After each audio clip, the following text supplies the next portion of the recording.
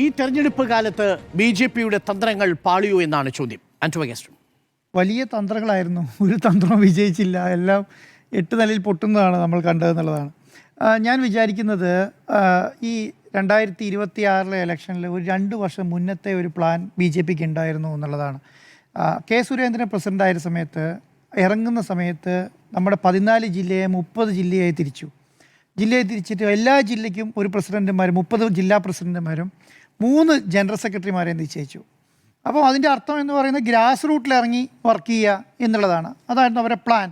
അത് സുരേന്ദ്രൻ ഒരു പരിധിവരെ വിജയിപ്പിച്ചിട്ടുണ്ട്. കാരണം തൃശ്ശൂർ സുരേഷ് ഗോപി ഈ പറയുന്ന ക്രിസ്ത്യൻ വോട്ട് കിട്ടാൻ വേണ്ടി വീടുകൾ കയറി ഇറങ്ങി എന്നുള്ളതാണ്. അന്ന് നമ്മൾ ഈ കേക്കുമായി പോയ സമയത്ത് കേരളം വളരെ രീതിയിൽ വിമർശിച്ചതാണ് BJPയെ. പക്ഷേ അരമനകൾ പോകുന്നതിനൊപ്പം തന്നെ വീടുകൾ കയറി ഇറങ്ങി ഞങ്ങൾ BJPക്ക് എതിരല്ല എന്നുള്ളത് ഓരോ വീടുകളിൽ കയറി പറയാൻ BJPക്ക് തൃശ്ശൂർ കഴിഞ്ഞു എന്നുള്ളതാണ്. സുരേഷ് ഗോപിയുടെ മാതാവിന് കിരീടം കൊടുക്കുന്നതായിട്ടുള്ള പരിപാടികളൊക്കെ കൂടെ വന്നപ്പോഴത്തേക്ക് അതൊരു പക്കാ സാധനമായി, ഒരു ഇലക്ഷനിൽ ജയിക്കാനുള്ള സാധനമായി എന്നുള്ളതാണ് അതിനെ കാണേണ്ടത്. അപ്പുറത്തേക്ക് വന്നപ്പോൾ എന്ത് സംഭവിച്ചു എന്ന് പറഞ്ഞാൽ അവിടെ നിന്നാണല്ലോ ഈ കെ സുരേന്ദ്രൻ മാറുന്നത്. അന്നത്തെ ഒരു പ്ലാൻ എന്ന് പറയുന്നത് ഈ നിയമസഭാ ഇലക്ഷൻ വരെ കെ സുരേന്ദ്രൻ തുടരട്ടെ എന്നുള്ളതായിരുന്നു. ഇടയ്ക്കാണ് പെട്ടെന്നൊരു തീരുമാനമാകുകയും സുരേന്ദ്രൻ മാറുകയും ഈ രാജീവ് ചന്ദ്രശേഖരൻ വരുന്നത്. ഈ രാജീവ് ചന്ദ്രശേഖരൻ വന്നപ്പോൾ ഈ സംഘടനാ പ്രവർത്തനമായിട്ട് ഒരു ബന്ധമില്ലാത്ത രാജീവ് ചന്ദ്രശേഖരൻ വന്ന് പുള്ളീൻ്റെ കുറച്ച് ആൾക്കാരെ അവിടെ തിരുവനന്തപുരം ഓഫീസിൽ നിർത്തുന്നു, ജനറൽ സെക്രട്ടറിനെ മാറ്റുന്നു, അനൂപ് ആൻ്റണീനെ കൊണ്ടുവരുന്നു, ഷോൺ ജോർജിനെ കൊണ്ടുവരുന്നു. പിന്നെ അദ്ദേഹം ചെയ്ത ഏറ്റവും വലിയൊരു സംഭവം എന്താണെന്നറിയോ? കേരളത്തിൽ പ്രസിഡന്റുമാരെ മാത്രമേ നിയമിച്ചിട്ടുണ്ടായിരുന്നു. ജില്ലയിലുള്ള ഓരോ ജില്ലയും 30 ജില്ലകളിലും അവിടെയെല്ലാം പുള്ളീൻ്റെ ആളെ എന്ത് സംഭവിച്ചു? ജനറൽ സെക്രട്ടറിമാരായി അപ്പോയിൻറ്റ് ചെയ്തു. ജില്ലാ നേതാക്കന്മാരായിട്ട് പുള്ളീൻ്റെ ആൾക്കാരെ എല്ലാ സ്ഥലത്തും അപ്പോയിൻറ്റ് ചെയ്തു. ഈ ജില്ലാ പ്രസിഡൻ്റ് ഒരു വഴിക്കും ബാക്കിയുള്ള ജില്ലാ നേതാക്കന്മാർ വേറൊരു വഴിക്കും പോകാൻ തുടങ്ങി. കാരണം ചില ജില്ലകളിലൊക്കെ ചോദിക്കുകയാണെങ്കിൽ ഈ ജനാധിപത്യ കേരള കോൺഗ്രസിൻ്റെ ആളൊക്കെ അവിടുത്തെ ജില്ലാ സെക്രട്ടറി ആയിട്ടും ജില്ലാ വൈസ് പ്രസിഡൻ്റൊക്കെ ആയിട്ട് വന്നു എന്നുള്ളതാണ് പറയുന്നത്. കാരണം കണ്ട് പരിചയമില്ലാത്ത ആൾക്കാർ ഒരു ദിവസം രാവിലെ ജില്ലാ വൈസ് പ്രസിഡൻ്റായിട്ടും ജില്ലാ സെക്രട്ടറിമാരായിട്ടും ജനറൽ സെക്രട്ടറിമാരൊക്കെ ആയിട്ട് വരികയാണ്. അപ്പം അവരെ സംബന്ധിച്ചിടത്തോളം അവർക്ക് അംഗീകരിക്കാൻ പറ്റുന്നതിനേക്കാൾ അപ്പുറമാണ്. അപ്പം ചില ജില്ലാ പ്രസിഡന്റുമാർ പറഞ്ഞാൽ എന്താ അറിയോ, ഒരു പ്രസിഡന്റിനെങ്കിലും ഒരു ജനറൽ സെക്രട്ടറിയെങ്കിലും നമ്മളുമായിട്ട് അറിയുന്ന ധാരണയുള്ള ഒരാളെങ്കിലും തന്നുകൂടെ, ഇത് നടത്തിക്കൊണ്ട് പോകണ്ടേ എന്നുള്ള നിലയിലേക്ക് വരെ പല ജില്ലാ പ്രസിഡന്റുമാരും സംസാരിച്ചു. ആ രീതിയിലേക്ക് സംഘടനാ സംവിധാനം ജില്ലാ തലത്തിൽ അല്ലെങ്കിൽ ഗ്രാസ് റൂട്ട് ലെവലിൽ മണ്ഡലാടിസ്ഥാനത്തിൽ പൊളിഞ്ഞു പാളീസായി എന്നുള്ളതാണ്. അതോടുകൂടി ഗ്രാസ് റൂട്ടിൽ എന്ത് ചെയ്തു? ഈ BJPയുടെ പ്രവർത്തനം വളരെ ശുഷ്കിച്ചു എന്നുള്ളതാണ്. അതോടുകൂടി ഇപ്പം എന്ത് സംഭവിച്ചു? ഇപ്പോൾ കോട്ടയം ജില്ല, കോഴിക്കോട് ജില്ലയുടെ ചില ഭാഗങ്ങൾ, തൃശ്ശൂർ ജില്ലയിലെ പല ഭാഗങ്ങൾ, ഇവിടെയൊക്കെ എന്ത് സംഭവിച്ചു എന്ന് പറഞ്ഞാൽ പോസ്റ്റ് ഒട്ടിക്കാൻ പോലും BJPക്കാരെ കിട്ടിയിട്ടില്ല. ഈ ഇലക്ഷൻ്റെ കാര്യം ഞാൻ പറയുന്നത്. ലഘുലേഖകൾ 10% പോലും പ്രിൻ്റ് അടിച്ചിട്ടില്ല പല സ്ഥലങ്ങളിലും. കോട്ടയത്തിൻ്റെ ഇടുക്കിയുടെയൊക്കെ പല സ്ഥലങ്ങളിൽ പോസ്റ്റർ പോലും ഒട്ടിച്ചിട്ടില്ല എന്നുള്ളതാണ്. പിന്നെ അതിൻ്റെ ഇടയ്ക്കൊക്കെയാണ് ഈ 2020 വരുന്നത്. 2020 വന്ന് എറണാകുളം ജില്ല തൂത്തുവാരിപ്പോയി. എറണാകുളം ജില്ലയിൽ 11 സീറ്റുള്ളതിൽ 13 സീറ്റില്ലേ, 13 സീറ്റുള്ളതിനകത്ത് 3 സീറ്റേ BJP ഉള്ളൂ. ബാക്കി BDJസും 9 സീറ്റ് തൃപ്പൂണിത്തറ അടക്കം 2020 കൊണ്ടുപോയി. അവർ നമ്മൾ BJPക്ക് ഒരു റോളും ഇല്ല. കാരണം കോർപ്പറേഷൻ ഭരിക്കുന്ന BJPക്ക് അവിടെ ഒരു സ്ഥാനാർത്ഥിനെ നിൽക്കാൻ കഴിഞ്ഞില്ല എന്നുള്ളതാണ്. അപ്പോൾ ഇങ്ങനെ ഒരു പ്ലാനും ഇല്ലാതെ കേരളത്തിലെ BJPയുടെ സംഘടനാ സംവിധാനത്തെ പൊളിച്ചടുക്കി കൊടുക്കാൻ രാജീവ് ചന്ദ്രശേഖരന് കഴിഞ്ഞു എന്നുള്ളതാണ്. ഒരു കാര്യം ഉണ്ടായി, 19%, അരുൺ സാർ നേരത്തെ പറഞ്ഞല്ലോ, 1%, 3%, 5%, 7%, 11%, 16%, 19%. ഇങ്ങനെയാണ് ഇതിൻ്റെ ഗ്രാഫ് എന്ന് പറയുന്നത്. ഒരു സ്ഥലത്ത് പോലും ഇങ്ങനെ ഒരു ഗ്രാഫ് ഉണ്ടായിട്ടില്ല. ഇദ്ദേഹം വന്നു കഴിഞ്ഞപ്പോൾ എന്ത് ചെയ്താൽ ഈ പാമ്പും കോണിയും കളിക്കുന്ന പോലെയാണ്. 99 വിഴുങ്ങിയിട്ട് 1 നിൽക്കുന്നത് കണ്ടിട്ടില്ലേ? അതുപോലെ 99 വിഴുങ്ങി 1 വന്നു. 19 ഒറ്റയടിയാണ് 13 6 പോയിൻ്റ്. അതിൻ്റെ ഇടയ്ക്ക് 16 പോലും മിസ്സായിപ്പോയി, 13 കിടക്കുകയാണ്. ഈ ഇലക്ഷൻ അതിനേക്കാളും അപ്പുറമായിരിക്കും എന്നുള്ളതാണ് പല BJP നേതാക്കന്മാരും. 13 താഴെ പോലും ഈ പറയുന്ന പെർസെൻറ്റേജ് പോയാൽ അത്ഭുതപ്പെടാനില്ല എന്നുള്ളതാണ്. എന്താ അതിന് കാരണം? കൂടുതൽ തിരുവനന്തപുരം കോൺസെൻട്രേറ്റ് ചെയ്തു. അതായത് ഞങ്ങൾ പഞ്ചായത്ത് ഇലക്ഷനിൽ ജയിക്കുക. കാരണം ഞാൻ എന്തോ ഇവിടെ ചെയ്തു എന്ന് നേതൃത്വത്തെ കാണിക്കണമെങ്കിൽ എന്താണ്, തിരുവനന്തപുരം പിടിച്ചു എന്ന് കാണിക്കണം. അതുകൊണ്ട് സകല സംവിധാനങ്ങൾ ഉപയോഗിച്ച് തിരുവനന്തപുരത്തിൽ ഫോക്കസ് ചെയ്തു. അതോടുകൂടി ബാക്കിയുള്ള ജില്ലകളിൽ ഒന്നും ചെയ്യാൻ പറ്റിയില്ല എന്നുള്ളതാണ്. ഈ 20 മണ്ഡലം ഇത് നിശ്ചയിച്ചിട്ട് 20 മണ്ഡലത്തിൽ തീരുമാനമാക്കി 11 മണ്ഡലം കഴിഞ്ഞ പാർലമെൻറ്റ് സമയത്ത് 1ാം സ്ഥാനത്ത് വന്നതാണ്. 11 മണ്ഡലത്തിൽ പോലും ഇവർക്ക് ഫോക്കസ് ചെയ്യാൻ പറ്റിയില്ല. 11 മണ്ഡലത്തിൽ പോലും. രാജീവ് ചന്ദ്രശേഖരൻ പ്രസിഡന്റ് തിരുവനന്തപുരത്ത് മാത്രം ഒതുങ്ങി. തിരുവല്ലയിൽ അനൂപ് ആൻ്റണി ഉള്ളതുകൊണ്ട് അനൂപ് ആൻ്റണിയിലേക്ക് മാത്രം ഒതുങ്ങി. ശോഭാ സുരേന്ദ്രൻ മത്സരിക്കുന്ന പാലക്കാട് പോലും വരാൻ പറ്റിയില്ല. ഈ പറയുന്ന പ്രധാനപ്പെട്ട മുൻ അധ്യക്ഷൻ മത്സരിക്കുന്ന മഞ്ചേശ്വരത്ത് പോകാൻ കഴിഞ്ഞിട്ടില്ല. അപ്പം പാർട്ടിയെ സംബന്ധിച്ചിടത്തോളം പാർട്ടി എന്താണോ ഉദ്ദേശിച്ചത്, ഇദ്ദേഹത്തെ കൊണ്ടുവരുമ്പോൾ എന്താണ്, പാർട്ടി നല്ല രീതിയിൽ പ്രവർത്തിക്കുകയും ഇദ്ദേഹത്തിൻ്റെ എക്സ്പെർട്ടൈസ് വേറെ സംവിധാനത്തിൽ ഉപയോഗിക്കുകയും ചെയ്യുമ്പോൾ ഒരു വലിപ്പം ഉണ്ടാവും എന്നാണ് വിചാരിച്ചത്. എല്ലാം പൊളിച്ചു. BJPയുടെ സംസ്ഥാന അധ്യക്ഷൻ്റെ ഓഫീസിലേക്ക് കയറി പോകണമെങ്കിൽ ഉള്ളിൽ നിന്ന് ആൾ തുറന്നു കൊടുക്കണം. കാരണം ഫേസ് ഐഡിയും ഫിംഗർ പ്രിൻ്റൊക്കെയാണ്. ഉള്ളിൽ നിന്ന് ആൾ തുറന്നു കൊടുത്താലേ BJPയുടെ ഓഫീസിൻ്റെ അകത്തേക്ക് കയറും. മണ്ഡലം പ്രസിഡന്റുമാരെയും ജില്ലാധ്യക്ഷന്മാരുടെ കാര്യമാണ് ഈ പറയുന്നത്. പണ്ട് സുരേന്ദ്രനും ഈ പറയുന്ന മുരളീധരനും നമ്മുടെ ശ്രീധരൻപിള്ളയൊക്കെയുള്ള സമയത്ത് എങ്ങനെയാണ് നേരെ ജില്ലാധ്യക്ഷന്മാരൊക്കെ നേരെ ഓഫീസിലേക്ക് കയറി പോകണം. എന്നിട്ട് അവിടെ ചെന്നിട്ടാണ് സംസാരിക്കുന്നതും ചെയ്യുന്നതുമല്ല. മണ്ഡലാധ്യക്ഷന്മാരൊക്കെ അങ്ങനെയാണ്.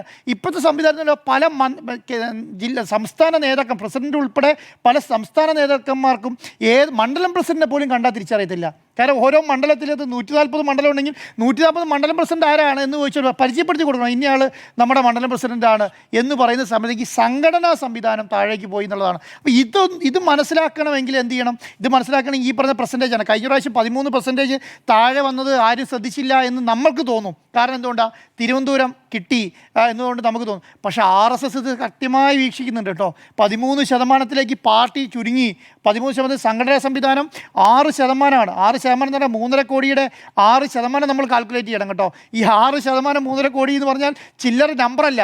ഈ നമ്പർ ആൾക്കാർ BJPയിൽ നിന്ന് പോയി CPMനോ കോൺഗ്രസിനോ വോട്ട് ചെയ്തു എന്നുള്ളത് നിരീക്ഷിക്കുന്ന സംവിധാനം പാർട്ടിക്കുണ്ട്, അല്ലെങ്കിൽ പറയുന്ന RSSനുണ്ട്. ആ സംവിധാനം അത് നിരീക്ഷിച്ചുകൊണ്ടിരിക്കുകയാണ്. ഇപ്പോഴും അതിനേക്കാൾ അപ്പുറമാണ്. അപ്പം ഈ സംവിധാനം നമ്മൾ വിചാരിക്കും ഡൽഹിയിൽ ഇതാരും നിരീക്ഷിക്കുന്നില്ല, രാജീവ് ചന്ദ്രശേഖരൻ ഇങ്ങനെ തുറന്നു കൊടുത്തിരിക്കുകയാണ് എന്നൊന്നും വിചാരിക്കേണ്ട. കാരണം അവരെ സംബന്ധിച്ചിടത്തോളം, രാജീവ് ചന്ദ്രശേഖരനെ സംബന്ധിച്ചിടത്തോളം കൂടെ വലിയ നിർണായകമായ ഇലക്ഷനാണിത്. ഇതിനകത്ത് ഒരു സീറ്റ് നേടിയതുകൊണ്ട് തന്നെ അത് പല കേന്ദ്ര നേതാക്കന്മാർ ഇവിടെ വന്ന് പറഞ്ഞിട്ടുണ്ടെന്നാണ് പറയുന്നത്. നിങ്ങളൊരു സീറ്റ് നേടിയതുകൊണ്ടോ 2 സീറ്റ് നേടിയതുകൊണ്ടോ കാര്യമില്ല. നിങ്ങളുടെ പൊട്ടൻഷ്യൽ, കേരളത്തിൽ BJPക്ക് ഉണ്ടായിരുന്ന പൊട്ടൻഷ്യൽ നഷ്ടപ്പെടാനുള്ള ഒരു സാഹചര്യമായി നിങ്ങൾ മാറരുത് എന്നുള്ളതാണ്. ഇത് തിരിച്ചു കൊണ്ടുവരാൻ കഴിയില്ല കേട്ടോ. ഇപ്പം ഞാൻ പറയാം, ഷോൺ ജോർജും PC ജോർജും പറയുന്നത് പോലെയല്ല. സംബന്ധിച്ചിടത്തോളം ക്രിസ്ത്യൻ സമൂഹം എന്ന് പറയുന്നത് 19% ഉണ്ട്. അവരെ ഭീഷണിപ്പെടുത്തി കൂടെ നിർത്താം എന്ന് വിചാരിച്ചാൽ, കേന്ദ്രം വിചാരിച്ചാൽ കേരളത്തിൽ നടപ്പിലാവില്ല. കാരണം കേരളത്തിലെ ചേട്ടന്മാരെന്ന് പറയുന്ന വെച്ചാലും എന്താണ്, ഈ മലയോര മേഖല മുഴുവൻ വെട്ടിപ്പിടിച്ച് ഇറങ്ങി വന്ന ആൾക്കാരാണ്. ഇടുക്കിയുടെയും കോട്ടയത്തിൻ്റെയും വയനാടിൻ്റെയും കണ്ണൂരിൻ്റെയും മലയോര മേഖലയിൽ രാത്രിക്ക് ഇവിടുത്തെ കോട്ടയത്തു നിന്നോ എറണാകുളത്തു നിന്നോ പോയി അവിടെ മുഴുവൻ ഈ വന്യമൃഗങ്ങളോട് സംവിധാനം വെട്ടിപ്പിടിച്ച് പറഞ്ഞു വേണ്ട. അപ്പോൾ അത് വെട്ടിപ്പിടിച്ച ചേട്ടന്മാരാണ്. അവരോട് വന്നിട്ട് നിന്നെ FCRA പൂട്ടുമെന്ന് പറഞ്ഞാൽ അവർ വേറെ മാർഗം നോക്കും. ഞാൻ നേരത്തെ പറയുമായിരുന്നു, FCRA പൂട്ടിക്കഴിഞ്ഞാൽ വേറെ ഓപ്ഷൻ ഉണ്ട്. കാരണം ഈ അമേരിക്കയിലും കാനഡയിലും UK-ലൊക്കെ മലയാളി അച്ഛന്മാരാണ് അവിടെ വർക്ക് ചെയ്യുന്നത് മുഴുവൻ. അവരെ സംബന്ധിച്ചിടത്തോളം അവർ സത്യസന്ധമായി FCRA അക്കൗണ്ടിൽ കൂടെ പണം അവിടെ സമാഹരിക്കുകയും അത് കേരളത്തിലേക്ക് സത്യസന്ധമായി കൊണ്ടുവന്നുകൊണ്ടിരുന്നതാണ്. ഇനിയിപ്പോൾ എന്താ സംഭവിക്കാൻ പോവുക? അവരവരെ NRI അക്കൗണ്ടിൽ കൂടെ കൊണ്ടുവരും, വ്യത്യാസമില്ല. എന്നിട്ട് സഭയ്ക്ക് ഇവിടെ സംഭാവന കൊടുക്കും. എന്തിനും ചെയ്യാൻ പറ്റുമോ? ഒന്നും ചെയ്യാൻ കഴിയത്തില്ല. അപ്പോൾ സത്യസന്ധമായി ഇതുവരെ ഇന്ത്യയുടെ, ഞാൻ പറയുന്നത്, ഏതെങ്കിലും ഒരു ബിഷപ്പ് നിങ്ങൾ സ്വന്തമായി വീട് പണി കണ്ടിട്ടുണ്ടോ? സ്വന്തമായി വീട് പണിതിട്ട്, ഞാൻ പല ബിഷപ്പുമാരെയും കണ്ടിട്ടുണ്ട്. ബിഷപ്പുമാരുടെ സഹോദരങ്ങൾ കൂലിപ്പണി എടുക്കുന്നുണ്ട്. ബിഷപ്പുമാരുടെ സഹോദരിമാർ വീട്ടുവേലയ്ക്ക് പോകുന്നുണ്ട്. അങ്ങനെയുള്ള ബിഷപ്പുമാരുണ്ട് കേരളത്തിൽ. അങ്ങനെ പ്രവർത്തിക്കുന്നവരുണ്ട്. അപ്പോൾ ഞാൻ പറയുന്നത് ബിഷപ്പുമാർ, കാരണം പല സംവിധാനങ്ങളുടെയും ഭാഗത്തു നിന്ന് 1-2 ആൾക്കാർ ചിലപ്പം ആർഭാടമായി ജീവിക്കണം. കാരണം അത് ആ സംവിധാനത്തിൻ്റെ ഭാഗമാണ്. ഇപ്പം നിങ്ങൾ വത്തിക്കാനിൽ പോയാൽ കാണാം നിങ്ങൾക്ക്. കാരണം അമ്പരചുംബികളായ വലിയ കൊട്ടാരക്കണക്കിനുള്ള പള്ളികൾ കാണാം. എന്ന് പറഞ്ഞിട്ട് അത് ഒരു ചെറിയ പള്ളി നമുക്ക് കാണാൻ കഴിയില്ല, ഒരു കുഞ്ഞു പള്ളി നമുക്ക് അവിടെ കാണാൻ കഴിയില്ല.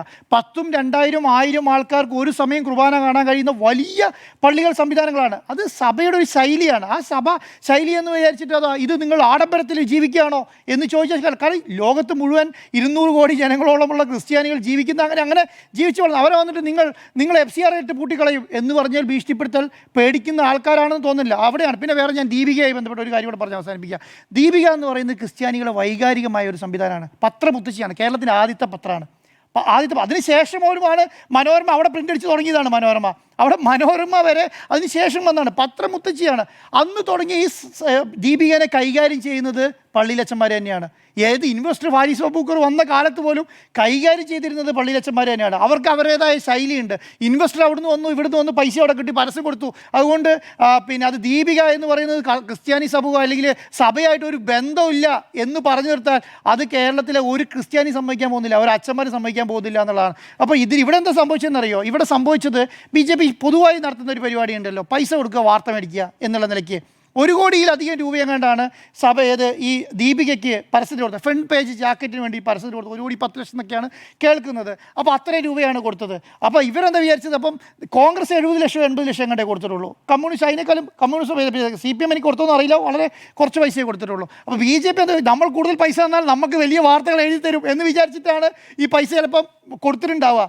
അവരൊന്നും ആ പ്രതികരണം കിട്ടിയിട്ടില്ല. കാരണം അവിടെ പൈസയ്ക്ക് വേണ്ടിയിട്ട് വാർത്ത എഴുതാനിരിക്കുന്നവരായിരിക്കില്ല ദീപികയിലെ ആൾക്കാർ. അപ്പം ഇത് മനസ്സിലാക്കി കഴിഞ്ഞപ്പോഴാണ് സത്യം പറഞ്ഞിട്ടുണ്ടെങ്കിൽ പൊട്ടിത്തെറിക്കുന്നത്. കാരണം എന്താ, പാലയിൽ പോയി ക്രിസ്ത്യൻസ് തന്നെ ഒരു 90% അല്ലെങ്കിൽ 80% ക്രിസ്ത്യൻസ് മാത്രമുള്ള സ്ഥലത്ത് ഷോൺ ജോർജ് മത്സരിക്കുന്ന സമയത്ത് ഷോൺ ജോർജിൻ്റെ മനസ്സിലുണ്ടാവുന്നത് എന്താണ്?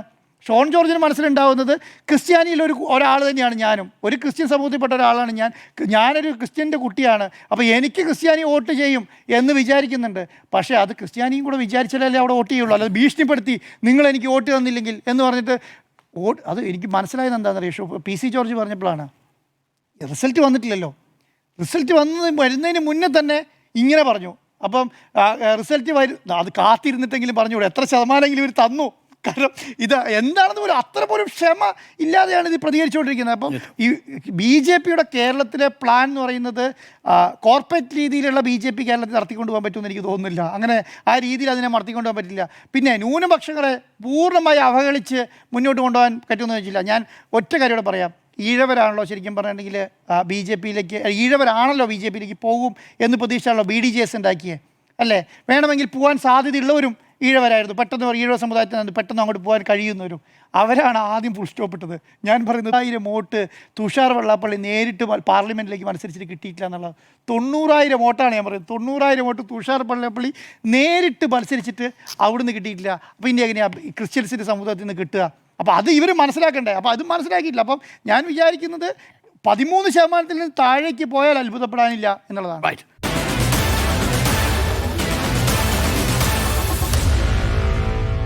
Meet the editors.